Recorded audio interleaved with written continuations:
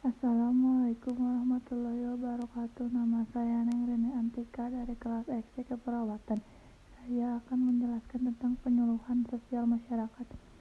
Melalui penyuluhan sosial dapat dilakukan kegiatan informasi, komunikasi, dan edukasi dalam rangka penyiapan sosial, pemantapan sosial, pengembangan sosial, dan peningkatan partisipasi sosial. Peran penyuluhan sosial dalam penanganan masalah sosial melalui model dan strategi sebagai berikut.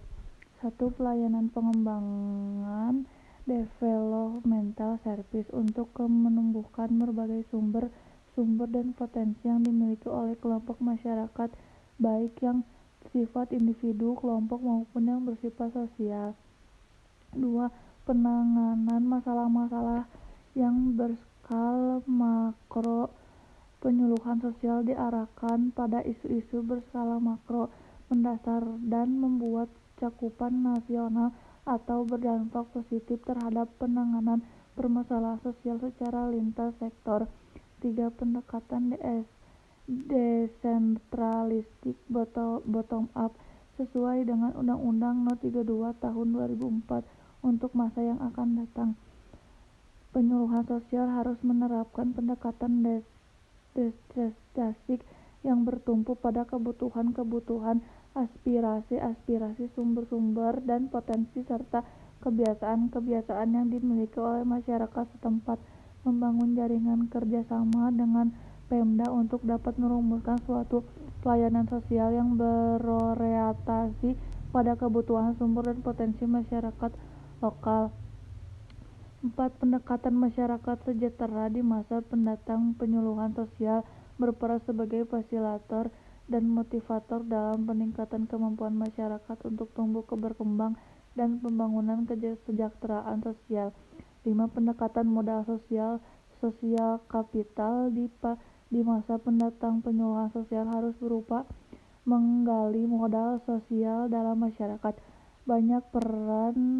Banyak permasalahan sosial yang belum terjangkau pelayanan karena kemampuan ekonomi pemerintah yang sangat terbatas. 6. Peranan sebagai role marker di masa pendatang. Penyuluhan sosial perlu melakukan role marking, yaitu mengembangkan Pekanbaru dapat mengatasi dan menjawab berbagai masalah yang sifatnya mendasar dan meningkatkan. Teknik penyuluhan sosial diambil dari materi, metode, dan teknik bimbingan penyuluhan sosial oleh tim Widya Iswara Publikasi Keso. Berbicara berkomunikasi, yaitu kemampuan seorang penyuluh berbicara dengan baik di depan umum dan mampu mengkomunikasikan materi yang disampaikan kepada kelompok sasaran sesuai dengan makna yang sesungguhnya. Seorang penyuluhan harus mampu menampilkan figur seorang narator dan dapat mempengaruhi kelompok sasaran.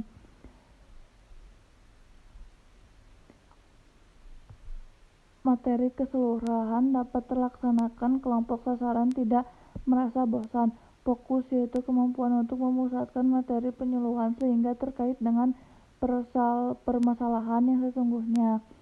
Partia, yaitu kemampuan untuk memilih-milih masalah sehingga mudah dipahami, menjelaskan, dan mudah dimengerti.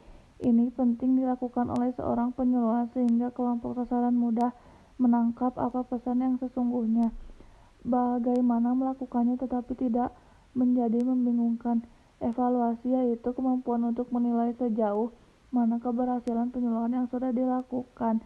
Negosiasi, yaitu kemampuan untuk melakukan lobby atau transaksi dengan berbagai pihak yang terkait dengan penyuluhan dalam rangka mewujudkan suatu maksud dan tujuan tertentu yang ingin dicapai.